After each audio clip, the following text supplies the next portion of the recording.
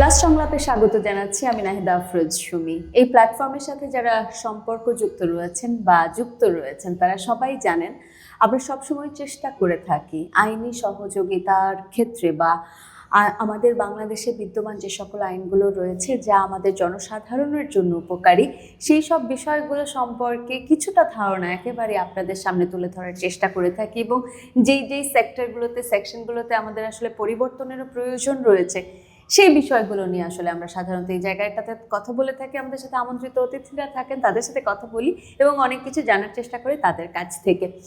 নারীর প্রতি সহিংসতা এই কথাটির ক্ষেত্রে আমরা সবাই একমত যে আমরা আসলে নারীর প্রতি সহিংসতা চাই না, কিন্তু তারপরেও আমাদের সমাজে নারীর প্রতি সহিংসতা হয়, ঘরে হয়, বাইরে হয়, ট্রান্সপোর্টে হয়, নানা রকম পরিস্থিতিতে আসলে নারীরা সহিংসতার শিকার হন। তাদেরকে নিয়ে আজকে কথা বলবো যারা আসলে সহিংসতার শিকার হচ্ছেন এবং পরবর্তী সময়ে তারা আসলে প্রতিকার চান। এই বিষয় নিয়ে কথা বলবো, অর্থাৎ বিষয়টা যদি আর একটু ক্লিয়ার করে আপনাদেরকে বলি, নারীর প্রতি সহিংসতা ভুক্তভোগী কেন্দ্রিক সহায়তা নিশ্চিতকরণে করণীয়, এ বিষয় নিয়ে কথা বলবার জন্য আজ আমার সাথে স্টুডিওতে রয়েছেন আজকের অতিথি ফাহমিদা আক্তার, আইনজীবী, ওসিসি ডিএমসিএইচ। স্বাগত আপা, কেমন আছেন? আছি, ভালো আছি। আমার আপনার সাথে দেখা হলো, হ্যাঁ আমি ভালো আছি এবং আপনাদের সাথে যখন থাকি তখন অনেক এনরিচড ফিল করি, কারণ আসলে আপনাদের কাছ থেকে অনেক কিছু জানতে পারি এবং আমার কাছে মনে হয় আমি যখন জানি তখন আমি আমার পাশের মানুষটিকেও জানাতে পারি এবং এমন করেই আসলে আমরা একজন আরেকজনকে সচেতন করে তুলতে পারি। যে কথাটা আসলে আমি আমার দর্শকদের সাথে বলছিলাম আপা, যে নারীর প্রতি সহিংসতা আমরা কেউ চাই না, কিন্তু তারপরেও হয়, প্রতিনিয়ত হচ্ছে। সো এই যে ধর্ষণ সহ যৌন লিঙ্গভিত্তিক যে সহিংসতার ঘটনাগুলো ঘটে, সেখানকার যে ভুক্তভোগী নারীরা রয়েছে তাদের আসলে প্রাথমিক পর্যায়ে সেবা দেওয়ার ক্ষেত্রে সরকারি এবং বেসরকারি কোন কোন প্রতিষ্ঠানগুলো বর্তমানে কাজ করছে এবং কী ধরনের সেবা আসলে বিদ্যমান রয়েছে? ধন্যবাদ আপনাকে। আসলে আমরা জানি যে নারী ও শিশু বিষয়ক মন্ত্রণালয়ের অধীনে ওয়ান স্টপ ক্রাইসিস সেন্টার প্রতিটা মেডিকেল কলেজ হাসপাতালে রয়েছে। 14টা মেডিকেল কলেজ হাসপাতালে রয়েছে, ঢাকা মেডিকেল কলেজ হাসপাতাল সহ, এবং জেলা সদর হাসপাতালগুলোতে আপনার ওয়ান স্টপ ক্রাইসিস সেল রয়েছে। তাছাড়া আমরা জানি যে 109 হেল্পলাইন নাম্বারে রয়েছে এবং স্বরাষ্ট্র মন্ত্রণালয় কর্তৃক হেল্পলাইন একটা আছে 999, সেটা আছে, বিভিন্ন হেল্পলাইন নাম্বারগুলো আছে। একজন ভুক্তভোগী নারী যখন ধর্ষণের শিকার হয়ে থাকে, সে যখন তাৎক্ষণিকভাবে সাহায্য পেতে চায় তখন সে, যদি আমি বলি যে ঢাকা মেডিকেল কলেজ হাসপাতালে সে যখন যায়, ইমার্জেন্সি থেকে ভর্তি হয়ে সে ওয়ান স্টপ ক্রাইসিস সেন্টারে এসে অ্যাডমিট হচ্ছে এবং ওয়ান স্টপ ক্রাইসিস সেন্টারে এত চমৎকার সাপোর্টগুলো দেওয়া হয়ে থাকে যেটাকে আমরা কম্প্রিহেন্সিভ সাপোর্ট বলি, যে একটা নারীকে তাৎক্ষণিকভাবে গেলে তাকে চিকিৎসা সেবা, আইনি সেবা, মনোসামাজিক কাউন্সিলিং যেটা আমরা বলে থাকি, এটা খুব একটা ভুক্তভোগী নারীর জন্য দরকার। সেই সেবাটা, হ্যাঁ জি, সেই সেবাটা প্লাস হচ্ছে তাকে পুলিশি সেবাটা দেওয়া হয়। ওখানে আমাদের লয়ার আছেন, আমাদের ডাক্তার আছেন, আমাদের পুলিশ আছেন এবং সিস্টার আছে, সাইকো কাউন্সিলিং আছে। তো একজন নারী যখন যাচ্ছে সেখানে তাৎক্ষণিকভাবে এই সমন্বিত সেবাগুলি সে কিন্তু পাচ্ছে। সরকারি পর্যায় থেকে কিন্তু এই ঢাকা মেডিকেল সহ এবং অন্যান্য যে মেডিকেল কলেজ হাসপাতালগুলোতে আছে সেখানে সাপোর্টগুলো দেওয়া হচ্ছে, এবং বেসরকারি পর্যায়ে আমি যদি বলি, যেমন বিভিন্ন এনজিও আছে, যে ব্লাস্ট আছে, আইন ও সালিশ কেন্দ্র আছে, বাংলাদেশ জাতীয় মহিলা আইনজীবী সমিতি আছে, বিভিন্ন এনজিওগুলো আছে, ব্র্যাক আছে, যারা এই ধরনের ভুক্তভোগী নারীর সাপোর্টগুলো দিয়ে থাকে। ওকে আপা, আপনি বলছিলেন 14টা সেন্টারের কথা, আমি একটা নাম্বার যেটা পেলাম, এটা কি ঢাকা এবং ঢাকার বাইরে? ঢাকার বাইরে না, ঢাকায় শুধুমাত্র ঢাকা মেডিকেল কলেজ হাসপাতালে এবং অন্যান্য বিভাগীয় হাসপাতালগুলোতে এই ওয়ান স্টপ ক্রাইসিস সেন্টার অবস্থিত আছে, যেখানে একটা নারী গেলে তাৎক্ষণিকভাবে একটা রেপ ভিকটিমের যে ধরনের সাপোর্টগুলো প্রয়োজন সেই সাপোর্টগুলো দেওয়া হয়ে থাকে। যে তাকে মেডিকো লিগাল আগে ফরেন্সিক টেস্টটা করতে হবে, তার এক্সামিনটা লাগবে, তার ডিএনএ করতে গেলে তাকে ডিএনএটার বিষয় লাগবে, এবং তার পরবর্তীতে তার কাউন্সেলিং, এবং সে মামলা হয়ে থাকলে বা মামলা হয়ে আসলে তার মামলার যে আইনগত সাপোর্টটা সেটাও কিন্তু আমরা বিনামূল্যে আইনগত সহায়তাটা দেওয়া হয়ে থাকে। আপা, আমার প্রথম যেই কথাটা আসলে মাথায় আসে, এই যে 14টা সেন্টারের কথা বললেন সারা বাংলাদেশে, আমাদের 64টা জেলা এবং গ্রাম রয়েছে অসংখ্য, থানা রয়েছে অসংখ্য, এবং এই ঘটনাগুলো অর্থাৎ নারীর প্রতি সহিংসতা, সেটা ধর্ষণ হোক বা লিঙ্গভিত্তিক অন্যান্য যে কোনো ধরনের সহিংসতার শিকার যখন নারীরা হচ্ছেন, তারা আসলে এই যে 14টা সেন্টার, তো 14টা অঞ্চলে না, বাকিদের কি আমি হবে? বলেছি কিন্তু ওয়ান স্টপ ক্রাইসিস সেলের কথা বলেছি, জি। যে জেলা সদর হাসপাতালগুলোতে কিন্তু 67টা ওয়ান স্টপ ক্রাইসিস সেল রয়েছে। সেল রয়েছে, ওকে হ্যাঁ, ওকে। সেখানে একটা নারী, ভুক্তভোগী নারী যখন যাচ্ছে, সেখানে তাৎক্ষণিকভাবে ঢাকা মেডিকেল কলেজ বা অন্যান্য সেন্টারগুলোর মতো সাপোর্ট না দিলেও সেখানে কিন্তু আমাদের রেপ ভিকটিমকে এই ধরনের সাপোর্টগুলাই দেওয়া হয়ে থাকে। মানে জি, জি। সেই সুযোগ সুবিধাগুলো সুযোগ আসলে সুবিধা প্রত্যেকটা আছে, অঞ্চলেই আছে, রয়েছে। আছে, জি, ওকে, আমাদের যারা এই ভুক্তভোগী বা আমরা জনসাধারণরা এই বিষয়গুলো, অর্থাৎ আমাদের যে ওয়ান স্টপ ক্রাইসিস সেন্টার বলছি বা সেবা পাওয়ার জন্য যেই যেই জায়গাগুলোতে যাওয়া দরকার বা আমাদের যে হেল্পলাইন নাম্বারগুলো রয়েছে, এই সম্পর্কে কতটা মানে অবগত আমরা জনসাধারণরা, কিংবা একজন রেপ ভিকটিম বা অন্যান্য যেই সহিংসতার শিকার নারীরা হন, তারা কতটা জানেন এই সম্পর্কে কোনো তথ্য আপনাদের কাছে আছে কিনা? না, এই সম্পর্কে তথ্য বলতে আসলে ওয়ান স্টপ ক্রাইসিস সেন্টার বা ওয়ান স্টপ ক্রাইসিস সেল দীর্ঘদিন ধরে কাজ করছে। 2000 সাল থেকে one stop crisis centre Dhaka মেডিকেলে অবস্থিত হয় এবং পরবর্তীতে 2004, 2006 এভাবে ডিভিশনগুলোতে হয়। পরবর্তীতে আপনার 67টা ওয়ান স্টপ ক্রাইসিস সেন্টার জেলা সদর হাসপাতালে তৈরি হয়। ভিকটিম, একটা সার্ভাইভার যখন সাপোর্টটা পেয়ে যাচ্ছে, তখন যে যখন তার বাড়িতে চলে যায়, তখন কিন্তু সে তখন ওই আরেকটা ভিকটিমকে বা আরেকটা পরিবারকে বলতে পারে। সেই হিসেবে কিন্তু তারা কিছুটা অবগত, এবং প্রতিটা থানায় কিন্তু জানে যে রেপ ভিকটিমকে আমরা জানি যে তাৎক্ষণিক আগে তাকে মেডিকেল টেস্টটা করাতে হবে। তো থানায় কোনো ভিকটিম গেলে তাৎক্ষণিকভাবে কিন্তু তাকে মেডিকেলে পাঠানো হচ্ছে। এবং যদি আমি বলি যে ম্যাক্সিমাম ভিকটিমই আসতেছে আমাদের ঢাকা মেডিকেল কলেজ হাসপাতালে, থানা থেকে আসতেছে। তো সেই ধরনের ভিকটিমদেরকে কিন্তু সাপোর্ট দেওয়া হচ্ছে। তবে এই অবগত সংখ্যাটা আরও বাড়ানো উচিত আসলে, একদম কমিউনিটি লেভেলে, একদম আরও আরও মানে কি বলবো, মানে আরও ভুক্তভোগী নারীরা আরও যাতে পেতে পারে, সেই জন্য বিভিন্ন ধরনের আমাদেরকে সচেতনতা অনেক রকমভাবে আমাদের করে ভুক্তভোগীদেরকে আরও জানানো দরকার, এগুলোর আরও পাবলিসিটি দরকার। রাইট, কারণ রেপ ভিকটিমদের ক্ষেত্রে আমি যতটুকু জানি বা জানতে পেরেছি যে আসলে প্রমাণাদি রাখার জন্য বিশেষ কিছু বিষয় রয়েছে, যেমন গোসল করে ফেলা যাবে না, কাপড়গুলোকে সংরক্ষণ করতে হবে সঠিক পদ্ধতিতে, ডিএনএ টেস্টের জন্য প্রয়োজন হয়। এই যে বিষয়গুলো, এই সম্পর্কেও তো আসলে জানাটা খুব জরুরি একজন মানে জনসাধারণের, কারণ কখন আসলে কার উপরে বিপদটা এসে পড়ছে সেটা তো কেউ জানে না। সো সচেতনতা তো অনেক বেশি প্রয়োজন। সো সেখান থেকে সরকার একটা বড় ভূমিকা পালন করতে পারে। আসলে বর্তমানে আমরা একটা পরিবর্তন দেখেছি, এবং সেই পরিবর্তনের জায়গা থেকে যেহেতু আপনিও একটি সরকারি প্রতিষ্ঠানের সাথে রয়েছেন, সেক্ষেত্রে আপনাকে পেয়ে আপনাকে বলা আর কি, যে এই জায়গাগুলোতে আপনার কি মনে হয় কোন কোন জায়গাগুলোতে আসলে আমরা পরিবর্তন আনতে পারি বা সচেতনতা বৃদ্ধির ক্ষেত্রে কাজ করতে পারি? এই জায়গাগুলোতে সচেতনতা বৃদ্ধি অবশ্যই সরকারি এবং বেসরকারি যৌথ পর্যায়ে কাজ করা উচিত, শুধুমাত্র সরকারি পর্যায়ে না, বেসরকারি পর্যায়ে কাজ করা উচিত। এবং জয়েন্টলি তারা যদি কাজ করে, গণসচেতনতা তৈরি করতে পারে, কমন একটা প্ল্যাটফর্ম মেকানিজম তৈরি করে যে কিভাবে সার্ভাইভারকে আরও দ্রুত সাপোর্টটা দেওয়া যেতে পারে। তারপরে আপনার, আমি যদি বলি যে একটা ডিরেক্টর তৈরি করা, যেখানে সাপোর্ট সার্ভিস মেকানিজম তৈরি করা, যেটা আর কি, যে একটা সার্ভাইভার তাৎক্ষণিকভাবে কোথায় কোথায় সাপোর্টগুলো পেতে পারে, এবং যার যেটা সাপোর্ট আমরা বলি যখন রিইন্টিগ্রেটেড মাধ্যমে সাপোর্টগুলা, রেফারেল মেকানিজমের মাধ্যমে, যে যার যেই অর্গানাইজেশনের সাপোর্টটা আরও বেশি আছে তাকে রেফার করা তাৎক্ষণিকভাবে। এই যদি কমন প্ল্যাটফর্মটা তৈরি করা থাকে, তাহলে একটা সার্ভাইভারকে তাৎক্ষণিকভাবে কিন্তু সাপোর্টটা দেওয়া যেতে পারে। তাহলে সরকারি এবং বেসরকারি উভয় অবশ্যই, ক্ষেত্রে আসলে অবশ্যই। সবাই যৌথভাবে যদি কাজ করে, যৌথভাবে, এই যৌথ জায়গাটাতে উদ্যোগে কাজ করা উচিত। এবং সচেতনতার ক্ষেত্রে আপনি যেটা বলেছেন, এটাও কিন্তু যৌথ উদ্যোগেই করা উচিত। এই সচেতনতা শুধুমাত্র কমিউনিটি না, কমিউনিটি, শিক্ষা প্রতিষ্ঠান, প্রতিটা সেক্টরে কিন্তু সচেতনতাটা বাড়ানো উচিত, এবং সচেতনতা বাড়ানো উচিত। এবং কিভাবে একটা ভুক্তভোগী নারী, ধর্ষণের শিকার নারী, সে কোথায় গেলে সাপোর্টটা তাৎক্ষণিকভাবে পাবে, এই বিষয়ে সচেতনতা যেমন দরকার, আমি মনে করি এখানে আরো একটু বেশি দরকার সচেতনতা, যে তাদেরকে কিভাবে আমরা হ্যান্ডেল করব, কিভাবে এই ভুক্তভোগী নারীকে আমরা, সার্ভাইভারকে কিভাবে আমরা সাপোর্টটা দিতে পারবো, তার মানসিক যে অবস্থাটা। তার যেই ওই সময় যেই ভালনারেবল জায়গাটাতে তিনি থাকেন সেটাতে সেখানে ট্রমা আমাদের থাকে।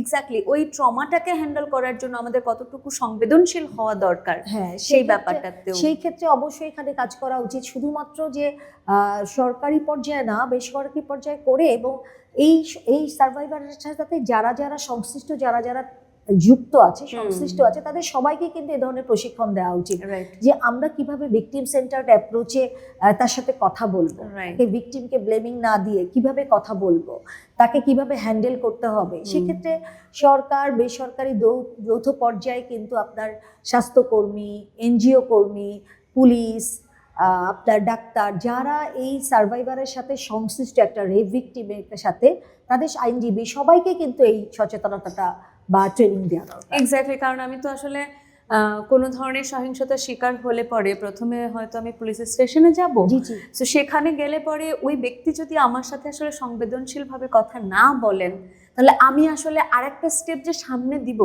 সেই সাহসটাই পাবো না।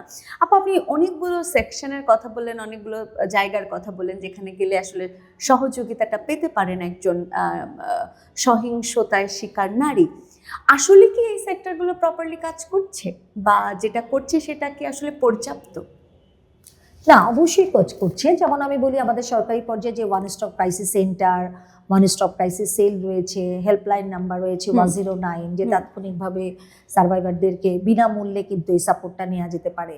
তো এই বিষয়গুলো তো কাজ করছে, সব জায়গা থেকে কিন্তু আমাদের যেই সাপোর্টগুলো রয়েছে এখানে কাজ হচ্ছে। কিছু কিছু ক্ষেত্রে হয়তো আমাদের একটু লোকবলের অভাব আছে, যেমন আমরা বলতে পারি 109 যে ধরনের 24 ঘন্টার চালু সেবাটা, সেখানে কিছু লোকবলের অভাব আছে। এবং আমাদের ওয়ান স্টপ ক্রাইসিস সেন্টার ঢাকায় যেমন অ্যাক্টিভলি কাজ করে, এখানে আলাদা কোঅর্ডিনেটর, সবকিছু সেট আপটা রয়েছে। অন্যান্য ডিভিশনগুলোতে হয়তো ওইভাবে সেট আপটা এখনো তৈরি হয় নাই।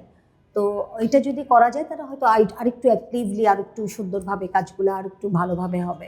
আমরা এখনো এই 2026 সালে সেও বসে যখন এটা নিয়ে কথা বলছি, এর মানে আসলে এখানে পরিবর্তন পরিমার্জনের প্রয়োজনীয়তা রয়েছে বলেই আমরা কথা বলছি।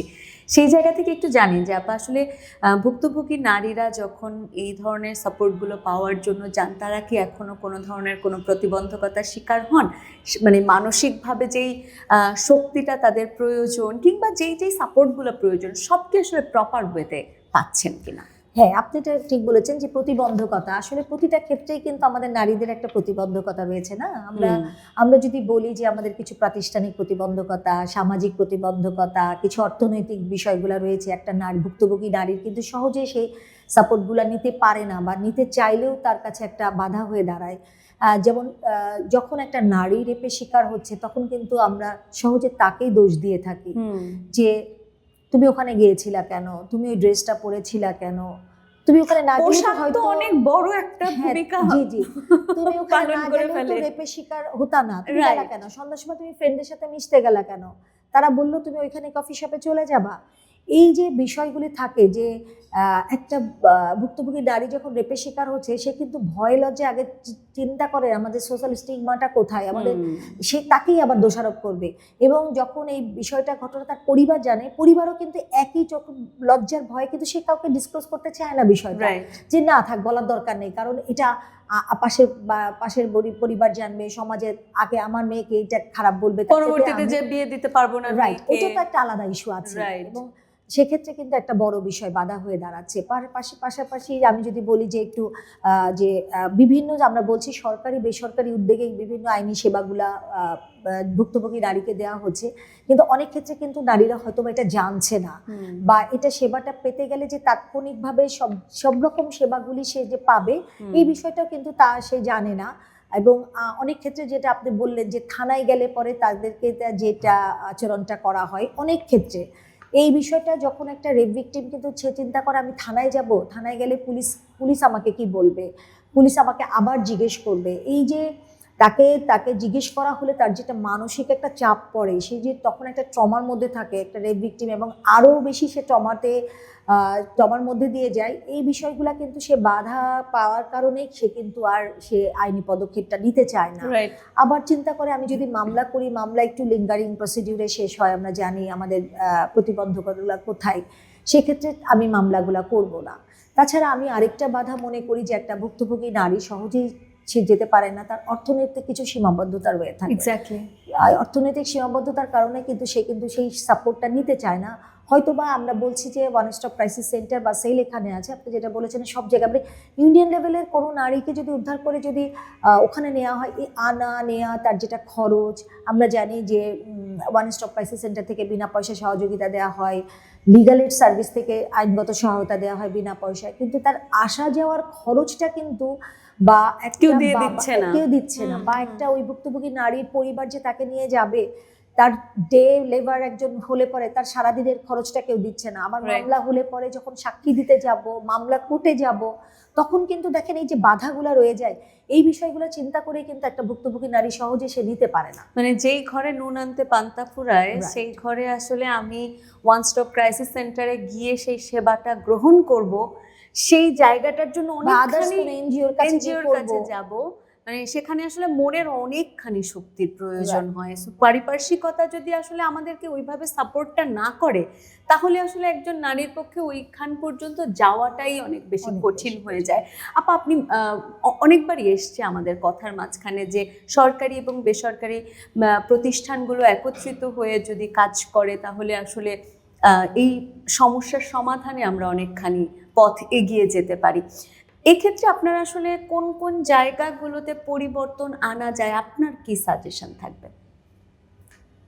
না, পরিবর্তন বলতে আসলে যদি বলি যে 2009 সালে আমরা কিন্তু একটা আমাদের জানি যে কর্মক্ষেত্র শিক্ষা প্রতিষ্ঠান কর্মক্ষেত্রে এখন একটা রায়, মানে সেক্সুয়াল হ্যারাসমেন্টের কোনো আলাদা কোনো ল নাই।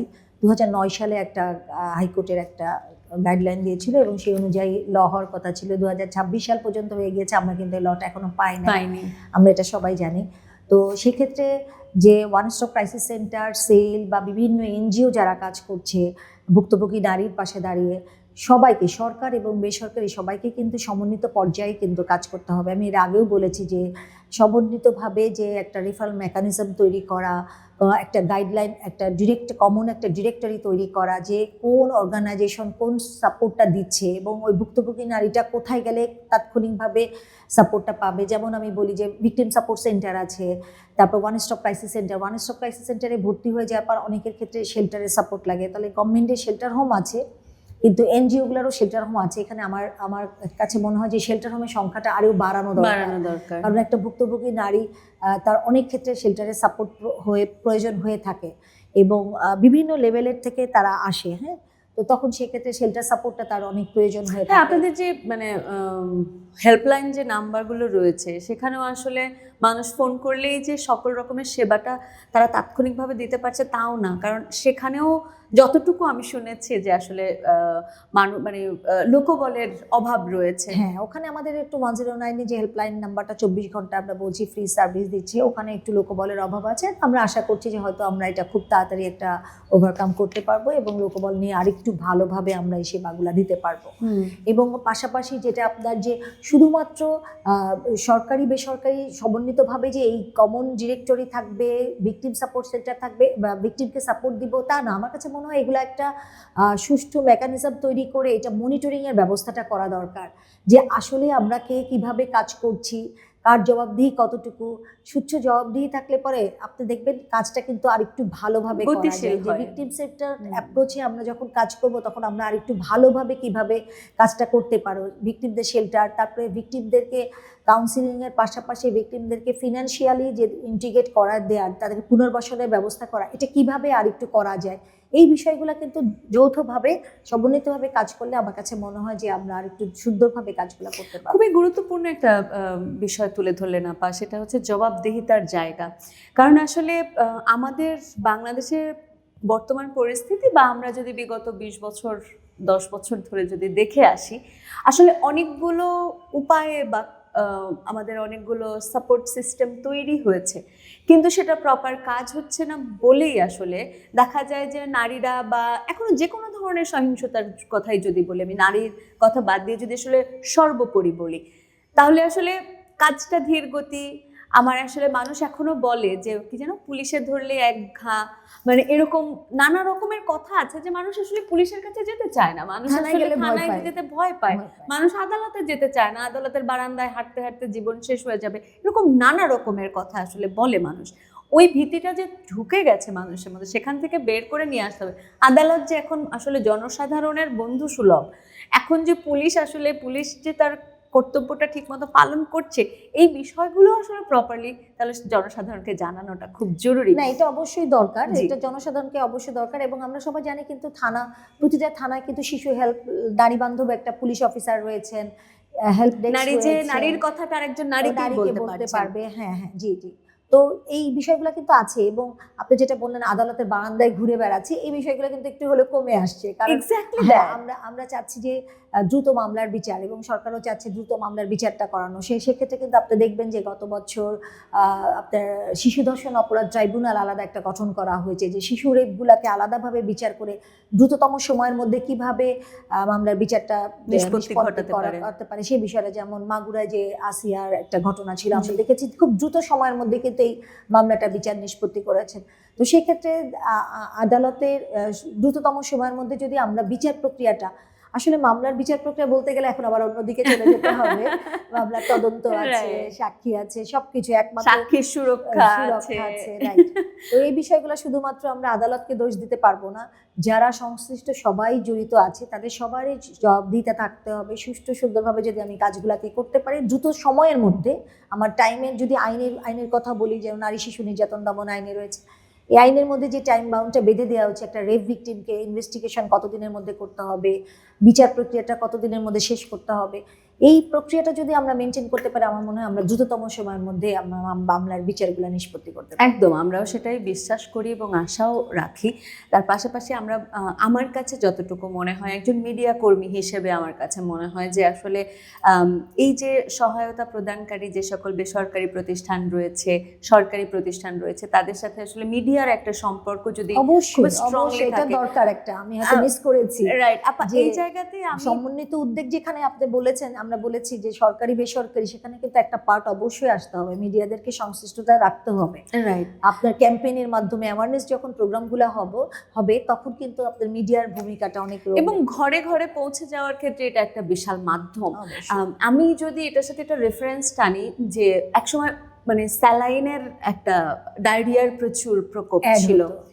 সো স্যালাইন কিভাবে বানাতে হবে সেটা এতবার করে আমরা দেখেছি যে যদি আপনার কাছে প্যাকেটজাত স্যালাইন না থাকে, ঘরে বসে আপনি কিভাবে পানি মানে গুড় বা চিনি লবণের মাধ্যমে 1 চিমটি লবণ কিভাবে দিতে হবে, তার মধ্য দিয়ে কিভাবে আপনি আসলে স্যালাইনটা তৈরি করতে পারেন, কি কি ধরনের খাবার খাওয়ানো উচিত, এই ব্যাপারগুলো কিন্তু এখন গ্রামগঞ্জ আনাচে কানাচে সবাই জানে।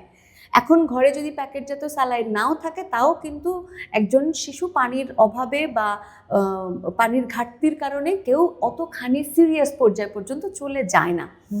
সেই রকমভাবে যদি আমরা চিন্তা করি যে আসলে ধর্ষণ কিংবা নারীর প্রতি সহিংসতার পর্যায়টা এমন জায়গায় চলে গেছে এবং আমরা এখানে 0 টলারেন্স, সবাই যে যার জায়গা থেকে, তো সেটাকে আসলে অমন করেই আমাদের ছোট বাচ্চা থেকে শুরু করে নারীদের সবার মস্তিষ্কে আসলে বপন করে দেওয়া উচিত, এবং যেখানে মিডিয়া একটা বড় ভূমিকা রাখতে পারে। আমরা বিশ্বাস করি যে আসলে সবাই যে যার জায়গা থেকে যদি সঠিকভাবে কাজ করে, দেশের আইনের প্রতি যদি আমরা অনেক বেশি শ্রদ্ধাশীল হই এবং জনসাধারণ যদি অনেক বেশি সচেতন হয়ে উঠতে পারে, নারীর প্রতি সহিংসতাও বন্ধ হবে এবং আমরা চেষ্টা করে যাব সেই জায়গাতে আসলে তারপরেও যদি কোনো রকমের সহিংসতা ঘটে সেখানে নারীকে সঠিকভাবে কিভাবে আমরা সহযোগিতা করতে পারি। আপা, একদম শেষের দিকে চলে এসেছি, যেতে যেতে যদি আপনার আমাদের উদ্দেশ্যে, জনসাধারণদের উদ্দেশ্যে কিছু বলবার থাকে, এবং সেই সাথে আপনার যদি শেষ কিছু কথা দর্শকদের উদ্দেশ্যে বলবার থাকবে। আসলে আমাদের কথার মধ্যে অনেক কথাগুলো চলে আসে।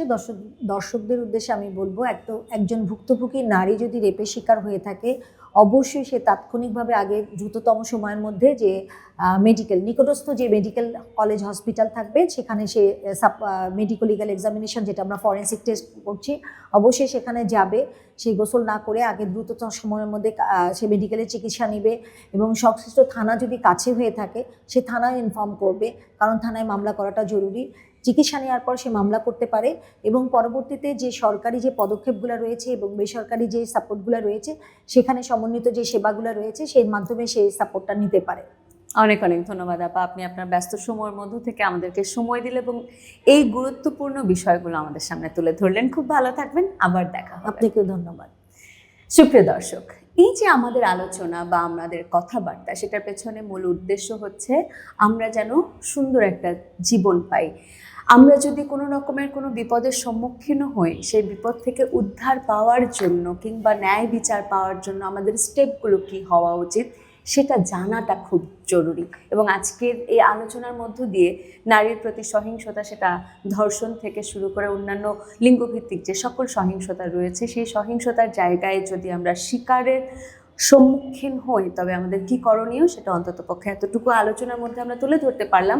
আর বাকিটা একজন সাধারণ নাগরিক হিসেবে এবং সেই সাথে সচেতন নাগরিক হিসেবে আমাদের সবাই জেনে নিতে হবে, তবেই আমরা আসলে একটা সুন্দর এবং স্বচ্ছ সমাজ ব্যবস্থা পাবো। আমরা সবাই একসাথে ভালো থাকবো। আজকের মতো ব্লাস সংলাপ থেকে এই প্রত্যাশা নিয়ে বাড়ি ফিরছি যে আমরা সবাই সত্যি সত্যি একদিন একটা সুন্দর সমাজ ব্যবস্থার মধ্য দিয়ে আমরা নিজেদেরকে একটা পরিবেশের মধ্য দিয়ে নিয়ে যেতে পারবো, যেখানে আমরা বলতে পারবো আমরা ভালো আছি। সবাই ভালো থাকবেন। আজকের মতো বিদায় নিচ্ছি। সবাইকে জানাই অনেক অনেক শুভেচ্ছা এবং ধন্যবাদ।